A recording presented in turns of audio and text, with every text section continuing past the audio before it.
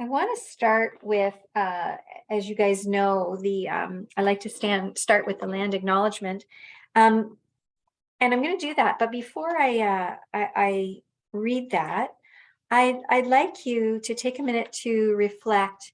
What is the purpose? I know what my purpose in acknowledging the land, and acknowledging the contributions, the vital contributions that our Indigenous folks um, took care of this land for thousands of years before we ever arrived. And so I kind of have an idea of what it means to me, but I'd like to invite you to reflect on that just for a moment. Like, why do we do a land acknowledgement? It can be controversial for some people, but it hurts no one. And I think it's just an important, I don't want to say gesture because that's not the right word, but it's an important acknowledgement. That's the only way to look at it, to acknowledge this. And we don't want anyone to deliver a land acknowledgement out of guilt or because everybody's doing it. It really needs to be more meaningful than that. What is the goal? And I mean, my goal is that this just gives you pause for thought, pause to express some gratitude and some honoring too of all of Mother Nature. And then I have a new land acknowledgement that I found on the Chatham-Kent municipality website, and I really liked it. It's much more specific, and I plan on doing a bit more research. And I know that I've talked to you about the dish with one spoon wampum, and I have some research. Do you think I can put my hands on that? That's typical too, but I will not give up. It's just about sitting in my office and going through a pile about this big and finding things, but you never seem to be able to find the time, but I'm going to one day. So the land that we're sitting on and in our homes comfortably is known as Chatham-Kent today, but it was established as part of Treaty Number 2, the McKee Purchase. There was a man, a settler named, I can't remember his first name, but last name was McKee. And this purchase treaty happened in 1790. And at that time, the land was also inhabited by the Three Fires Confederacy. That is the Ottawa, the Potawatomi, and the Ojibwe.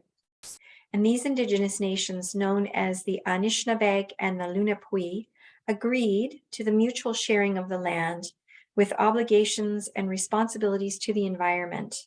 Today, Chatham-Kent neighbors the Lunapui at Delaware Nation, which is also part of the McKee Purchase Treaty, as well as the unceded territory of the Wekmuanyag, or Walpole Island First Nation.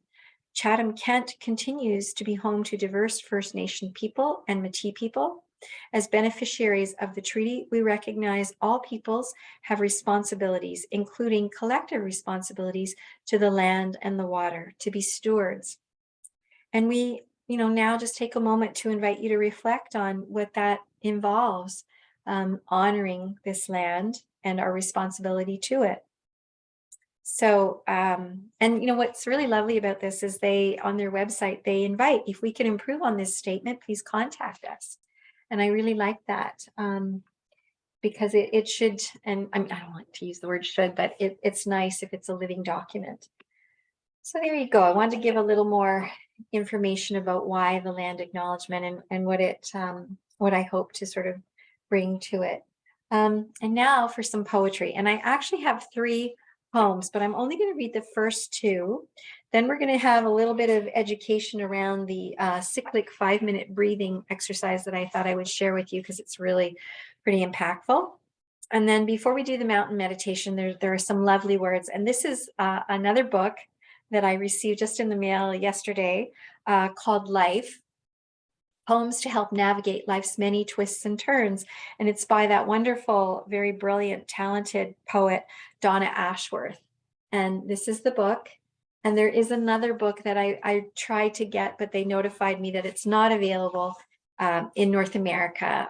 So in April, I will be in the UK. I'll be in London, England, and I'm going to take myself to a bookstore and see if I can find that book because it's a very, very lovely book about grief and some of the things, the inevitable things that happen to all of us. So let me just, I need to put this back. I'm starting not quite where I want to start. So just 1 second.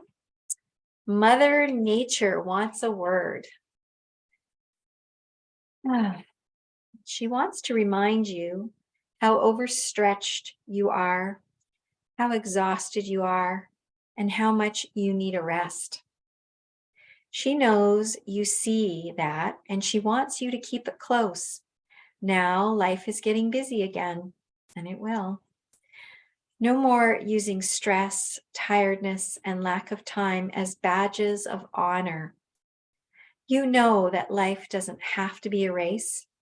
You know what value lies in the silence and the peace. You met yourself again, and she wants you to hold on tight. Most of all, she wants you to remember that the world won't stop if you do. Only Mother Nature can stop the world. Take it slowly, child of the universe. You're not out here to burn out. You're here to burn brightly. Protect the precious light of yours. You only get one. And I thought that was so meaningful. I hope you enjoyed that. And as I mentioned, there was another one. Well, I'm just going to read this one because oh, here it is. Okay, I found it. And it's called And You Can. You may not know exactly where you're going in this life, but you know you're not going backwards. You may not know where you will end up, but something deep inside tells you it will be exactly where you're supposed to be. You can't be sure what's in store for you on this journey, but you can decide that you won't be broken in the same way twice. You see, you've learned from your mistakes. You've grown through your struggles. You've weathered every storm sent to test you. And yes, there will be troubles anew. There will be untold twists in your story yet to come. But nothing negative need be repeated, not if you can help it, my friend. And you can. Oops, sorry. I didn't see that. There was somebody waiting to get in. I always feel like I need to apologize and they can't hear it yet. I don't know if she can hear that yet, but I'm sorry that I missed you, Susan. So the first one, Mother Nature Wants a Word. I like to think that you guys know something about that because you bring yourself here every Tuesday night. And I think it's a really beautiful way to honor that about us. And then And You Can really speaks to the fact that there isn't any one of us who's perfect, and yet we strive to be, and we think there's some kind of shame if we're not, and yet we have this amazing ability to learn. And I think that's really important, and I really like that invitation to just sort of view that as the learning curve of life. Okay, so now I'm going to talk to you a little bit about this incredible research that I got sent in some of the feeds that I belong to. And it's basically the title, A 5-Minute Breathing Exercise for Anxiety and Mood. And this is pretty groundbreaking, and I'll explain why.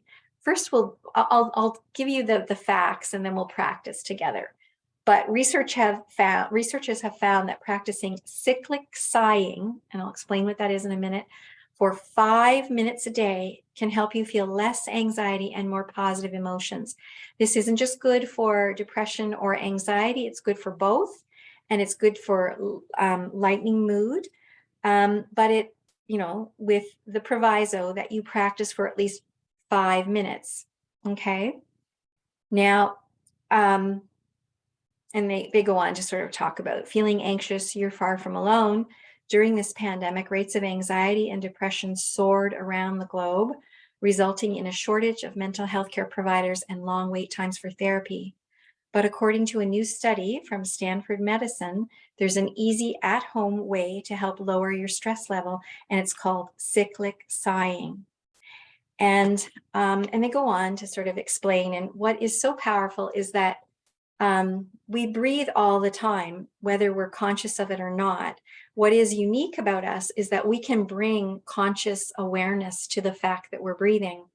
And that gives us a fair amount of interesting choice because we can, when I ask you to bring awareness to what your breath is doing, and just in this moment, if you think about what your breath is doing, is it slow? Is it fast? Is it a little bit choppy or thready? Or is there a urge to take in a big deep sigh? What can you notice about your breath? And I just want to be honest with you. I'm so excited about this information that I'm going to share with you that my breath is getting a little constricted because I kind of want to express it and I want to, and I'm so excited, but I'm going to, just take a moment to, because it's not going to come out well if I'm, all over the place. So I want to bring some focus to myself.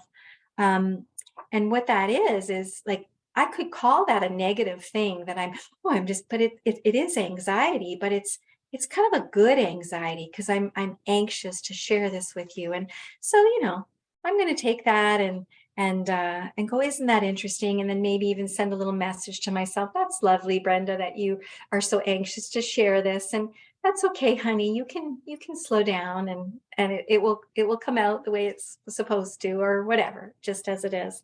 So I say that to you because so often we judge ourselves and but even just sharing that with you has kind of caused my anxiousness to sort of, reduce and subside. So I like that.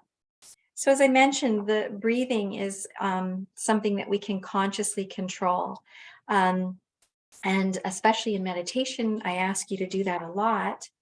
Um, and just now, imagine that you've experienced something that has been sort of stressful, maybe something critical, like a critical email or a critical comment from your boss or a phone call or something happening in your family. And you start to worry and your heart rate speeds and you breathe a little more quickly. Your muscles tighten, your armpits might get sweaty, you suddenly feel kind of restless and fidgety. And for many people, especially those with anxiety disorders, these physical changes trigger a chain reaction of thoughts and fears. We go from, oh, what is this? And kind of armoring ourselves and being on guard. And oh no, this is going to be really bad. Get ready. You need to be more anxious because that prepares you, sends a little message to the amygdala, which is the fight flight system, to get ready and you're going to need to act. But it can kind of escalate, as I'm sure you all appreciate that sometimes before you know it, it's really big, and they kind of equate it to like a snowball rolling downhill. It just gets bigger and bigger. And before you know it, our heart is really pounding. We feel like it's going to kind of burst out of our chest. It feels very uncomfortable. Many people who are experiencing severe anxiety like that honestly think they're having a heart attack because that's what it feels like. Um, and yet taking charge of your breathing, and this is really hard to remember when we're in the throes of an anxiety spiral, but just one breath. And I think that you've heard me say that before. Just one breath, just one conscious breath in through your nose, out through your mouth. And then that little tiny pause might give you an opportunity to think, well, what next? And what I want to say about this cyclic breathing is that when you learn this and you can practice it for at least 5 minutes a day, and I've added this to my regular meditation routine. I now add like 5 minutes of this cyclic breathing, and I'll explain it in a minute. 5 minutes a day, it's cumulative. And a lot of our meditation practices, the benefits are quite cumulative. But this is indeed very cumulative, meaning you practice 5 minutes and it just needs to be 5 minutes. They did all kinds of research into this about the optimal amounts, and they taught different groups different things to sort of really, really investigate whether the benefits of this cyclic sighing are lasting. And so the optimal amount of time to do this is 5 minutes a day, just as a practice. Then what they know is that when people are challenged by something, you can just take in one or two of these breaths and immediately your heart rate will lower and sorry, I just have to take care of something here. Your heart rate lowers, And you can then just breathe normally and feel like, okay, I've got this. And that's a good feeling. It also helps you tolerate really difficult feelings with more, I don't want to say ease or comfort, but just more ability, more sort of trust that you'll be able to do this no matter how difficult. Okay, so exactly what is this? Um, it's really, really simple. And that's the other thing that I like about this, because many times those of you who I've worked with individually, or just I think even here, I don't know if I've ever done too much breathing exercises, but there are many different ways to breathe. There's the breath that we do just naturally. And then there's slowing the breath, and we have the 4-7-8 rescue breath, and we've got the square breath, and just all these different ways to bring focus to the fact that you're breathing and to slow your breath. And they can get a little complicated. And so that's why I really, really like this, because yeah, and I've been trying this when I'm falling asleep, and I end up kind of, oh, where did I leave off? And almost waking myself up, sort of, oh, I forgot to exhale, or, but I obviously didn't. It just kind of feels that way a little bit, but it's quite a nice, very simple thing to do. And so I'm going to go through it, and then we're going to practice together for 5 minutes. Um, but it just starts like this. You want to breathe in through your nose, and then you're going to pause very slightly and then breathe in again. So it's sort of like they want you to fill your chest and lungs and pause very briefly, and then take another sip in through your nose. So it goes like this. Okay, so we got that part down. Now I have to exhale. So we got that part down. So it's just a breath in, filling your chest and lungs, and then pausing, and then another little sip of air in. And then we're going to exhale without very much pause between the inhale and the exhale. Um, and but the exhale is really, really, really slow. Okay. And I'm not going to count this for you. You're just going to do this at your own pace. And what I notice is that my initial breathing at the beginning of the 5 minutes, that exhale, slow exhale takes a little bit of effort. So I'm efforting. But by the time, I come closer to the end of the 5 minutes, it's very, very smooth.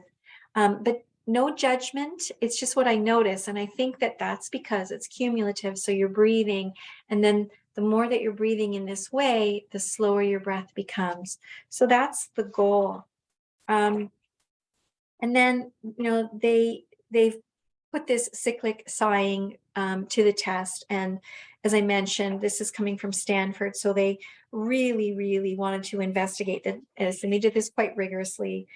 They taught several groups this cyclic sighing. They taught several groups square breath. They taught other groups just basic meditation. And then they had a control group where they didn't really do anything to. They just said, think pleasant thoughts and try to relax. And then on average, what they found, and not that this undoes our meditation benefits, but what they found is that by far, the group that was doing the cyclic sighing experienced more benefit and lower anxiety and stress, and more restful state, so less stress and a more calm resting heart rate than any other group.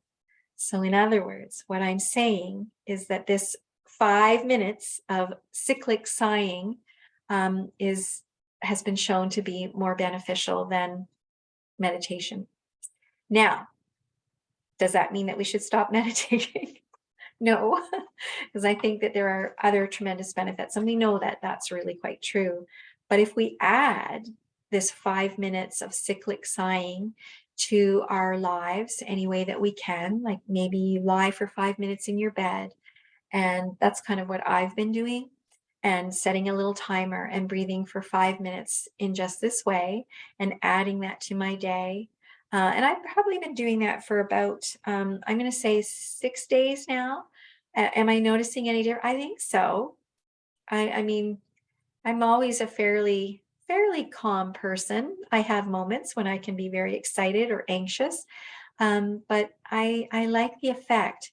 And I think it enhances other things that I do for relaxation, and I think it enhances my meditation practice. So I invite you to try this. If you're really curious, you can probably find this. And again, it's just cyclic, so almost like cycle, but cyclic sighing.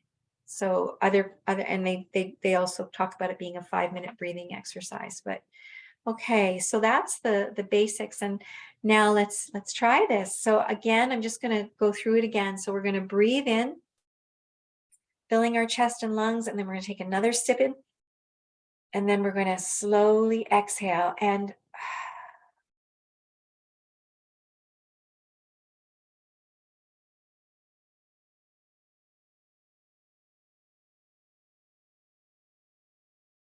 until it's all gone. Now, I did that with some sound because I wanted you to hear how long.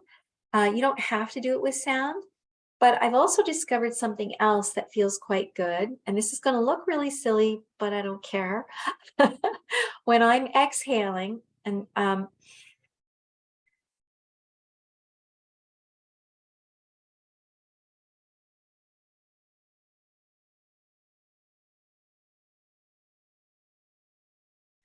moving my jaw because I tend to hold a fair amount of tension in my jaw. I think a lot of us do. And I just found that when I move my jaw up and down with that sound, that it kind of brought some relief. Now I don't do that for the whole 5 minutes, but if in my awareness I notice, oh, there's some tension there, then that's something that I would do. And I think that you can do that with anything. So you're breathing like this, and if you notice, because I think in our meditation practice we're always trying to bring awareness to our body. If you notice there's some tension or in some place, then do what you can to kind of move or ease that out, or just invite there to be some relaxation with the next breath, that kind of thing. So that's something that I'm adding to it. You don't have to. What we're going to do now is just do this for 5 minutes. So you need to start by probably exhaling, and then I just want you to start. And I'm basically going to start a timer on my phone, because I really can't keep track of the 5 minutes and look. And so I thought I'll do this, just have a timer on my phone for 5 minutes. So being very comfortable and exhaling and then beginning. And I'm not going to count it or tell you to start. I just like you to start when I tell you that I'm pushing the start button, and I'm pushing the start button now.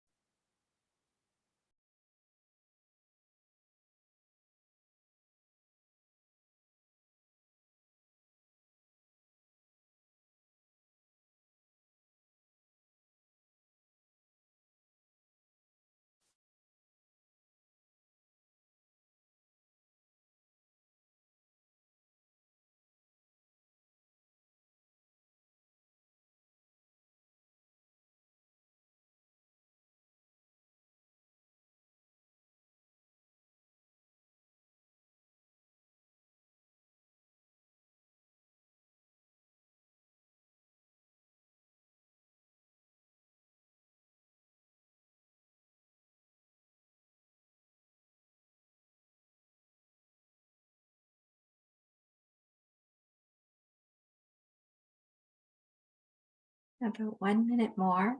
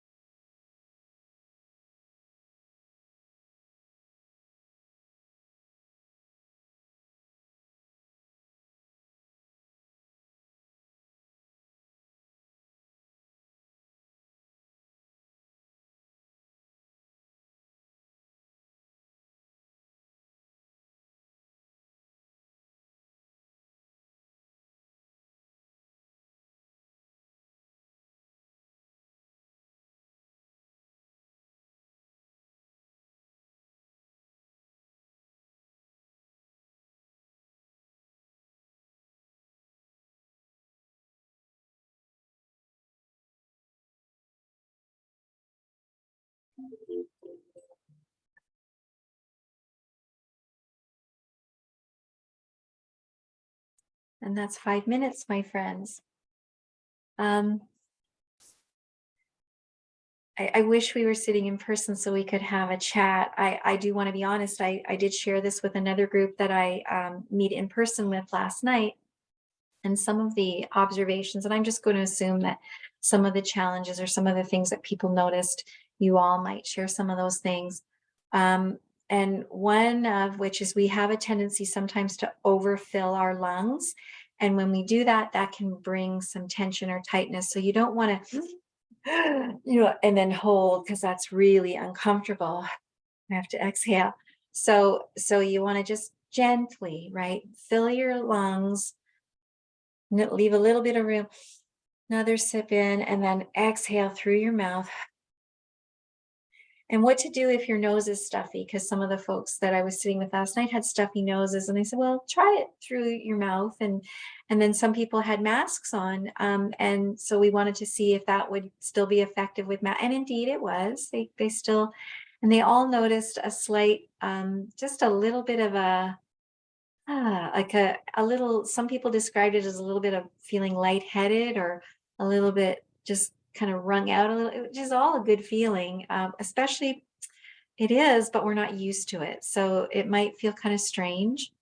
What else did people say? That tendency to overinflate, just a little bit lightheaded.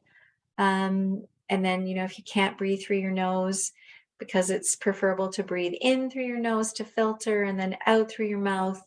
And people wondered, was it, necessary to make sound? Because there are other breathing exercises that actually invite you to make a sound, like lion breath, and there's some benefit to that too. So I just said, well, play with it and do see if you can find your own practice that really works for you.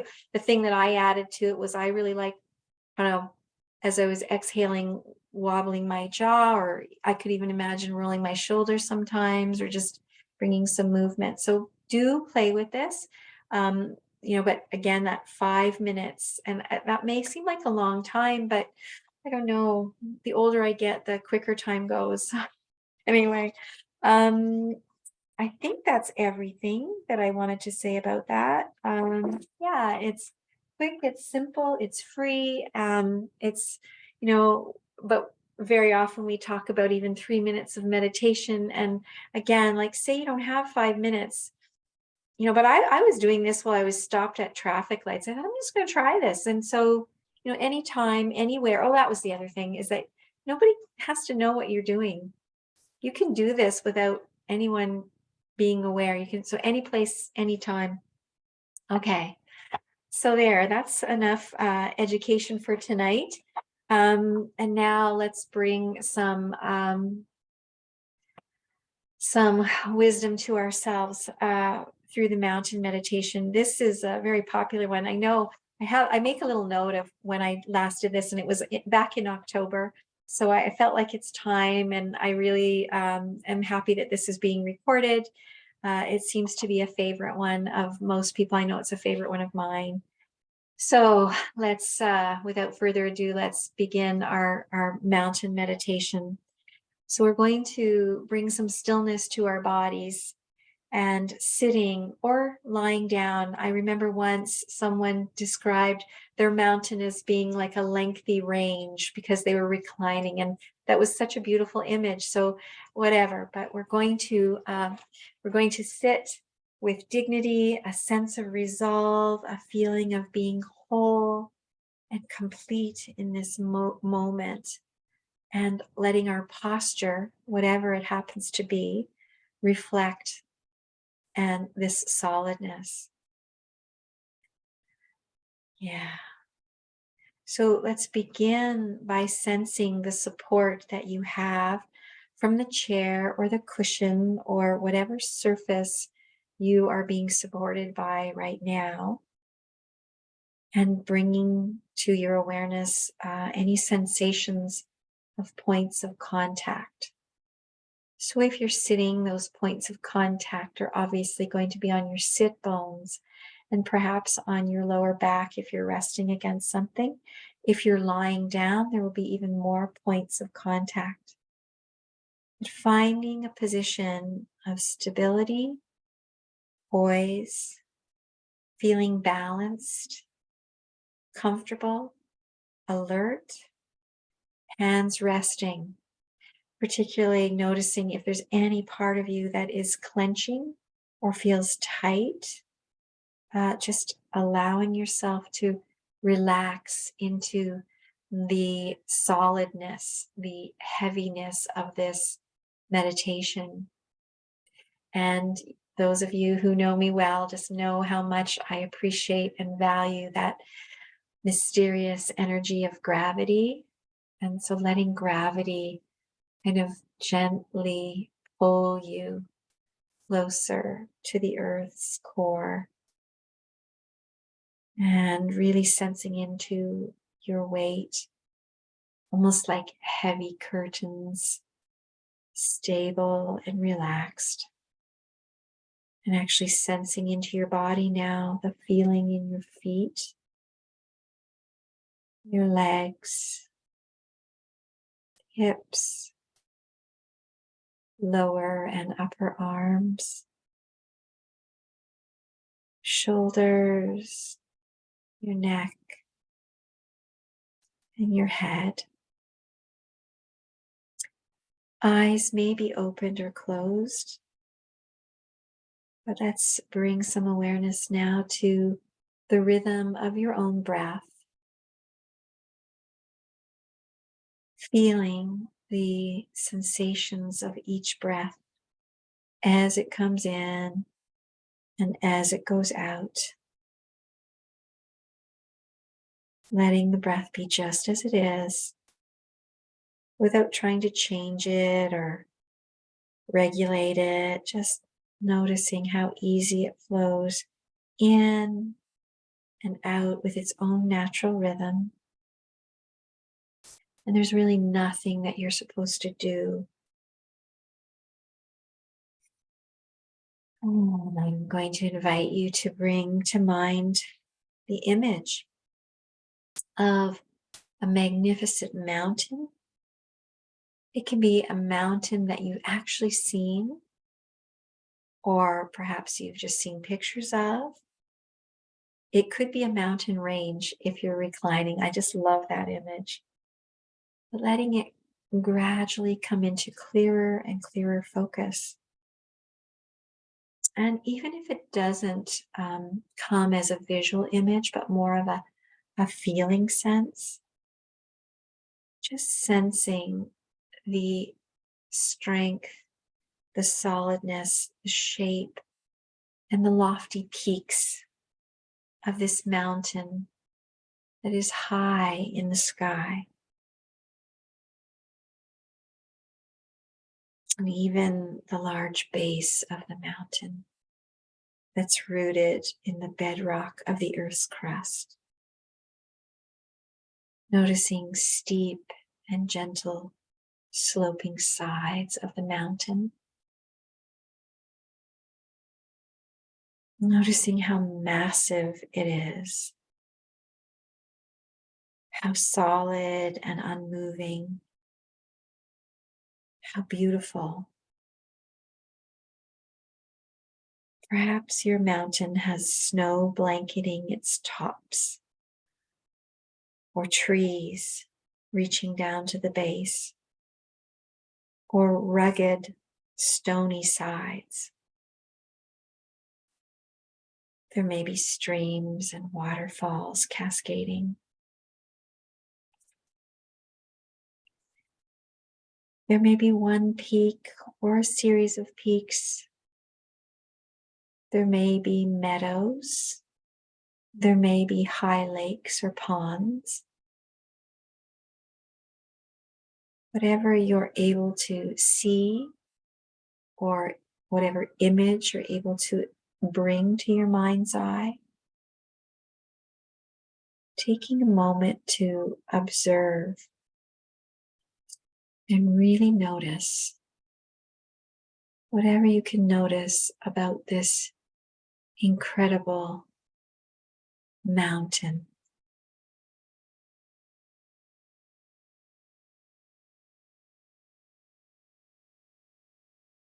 And as you see this mountain or sense this mountain, see if you can bring the mountain into your own body that's sitting or reclining. The mountain in your mind becomes one with you, so that you can share the massiveness, the majesty, and the stillness of this mountain. You become the mountain, grounded in the posture of your body. Your head becomes the lofty peak, supported by the rest of your body. And from this position, you have an incredible view. Your shoulders and your arms become the sides of the mountain. Your sit bones and your legs, the solid base that's rooted to the cushion of your chair, sensing in the solidness, experiencing in your body a sense of uplift from deep within your pelvis and your spine. So imagine that as mountains do, you are growing, you are reaching higher and higher. With each breath you breathe, becoming a little more and a little more the mountain, alive and vital, growing very, very slowly, unwavering in your stillness, your solidness, completely what you are, beyond words and thought. A centered, grounded, unmoving, solid presence.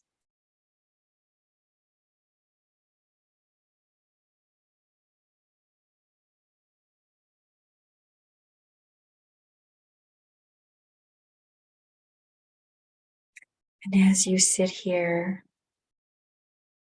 as a solid presence, you become aware that the sun is traveling across the sky. The light and shadows and colors are changing moment by moment in the mountain's solid stillness. And the surface of you as this mountain teems with life and activity. There are streams. There's melting snow. There are waterfalls, plants and trees, and wildlife.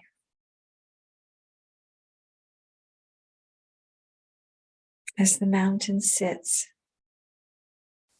seeing and feeling how night follows day and day follows night. The bright warming sun, followed by the cool night, and the sky studded with stars. And eventually, the gradual dawning of a new day.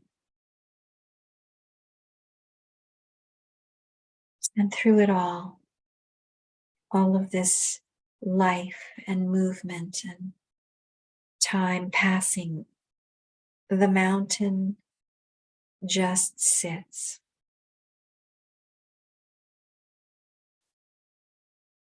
Experiencing in each moment of its existence the constant changing that happens around it and on its surface. Yet always the mountain is just the mountain. It continues to be its solid self.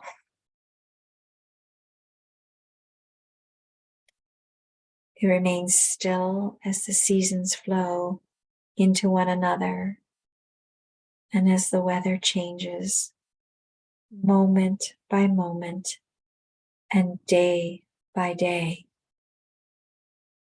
Calmness, abiding and enduring, all change.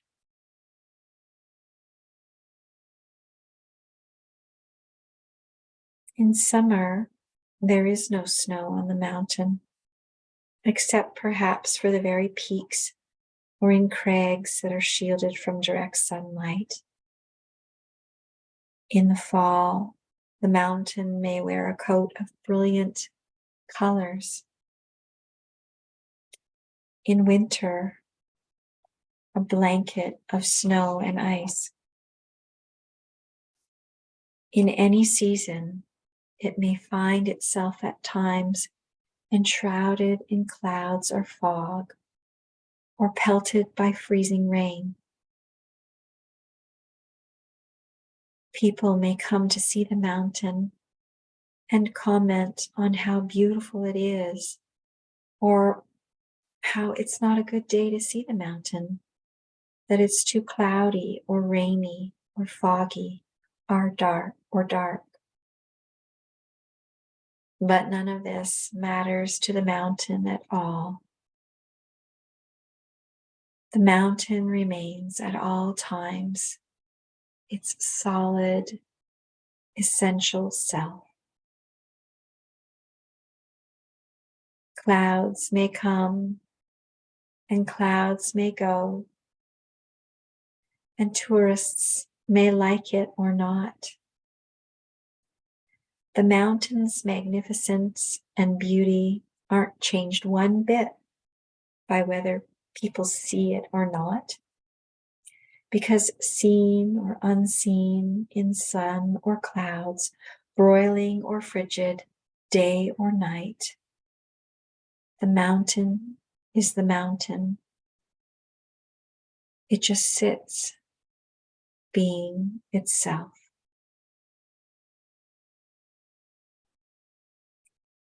At times, the mountain is visited by violent storms, buffeted by snow and rain and winds of unthinkable magnitude. And it is fierce. But through it all, the mountain sits. The mountain sits in all its peace and majesty and solidness. The mountain sits.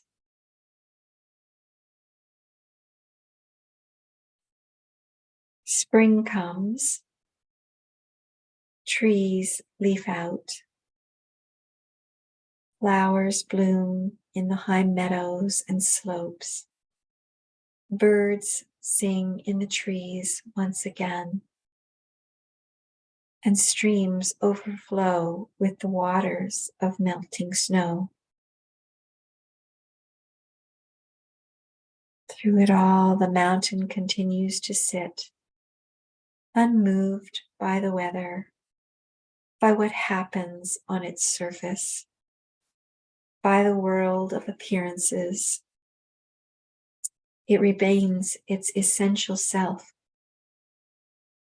through the seasons, the changing weather, the activity ebbing and flowing on its surface. In the same way, as we sit in meditation, we can learn to experience the mountain. We can embody the same central, unwavering, solid stillness and groundedness in the face of everything that changes in our own lives over the seconds, over the hours, over the days, over the years.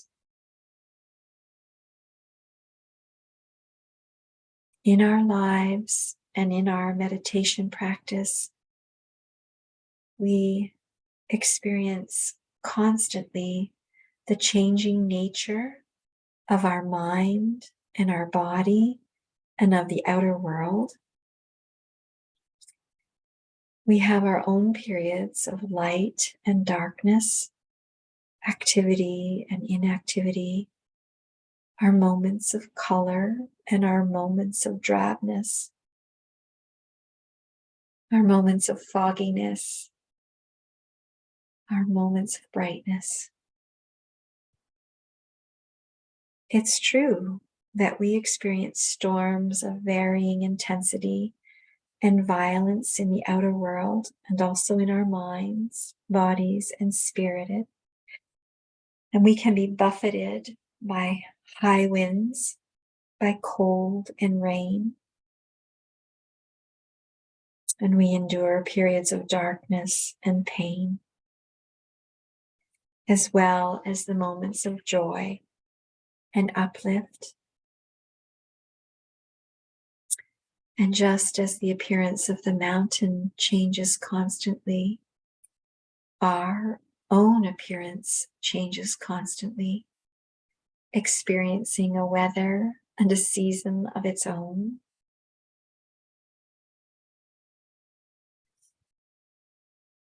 By becoming the mountain in our meditation practice, we can link up with the mountain's strength and stability and adopt them for our own. We can use its energies to support our energy to encounter each moment with calm, mindfulness, awareness, equanimity, clarity, courage. It may help us to see that our thoughts and feelings, our preoccupations, our worries, our fears, our own emotional storms and crises, and even the things that happen to us are very much like the weather on the mountain. But in truth, even though we take it all very personally, we might think that it's happening only to us, the strongest characteristic is that it's impersonal. It may be biology, it may be weather, it may be not related to us at all. This does not mean that we ignore the weather of our own lives. We can't ignore it or deny it.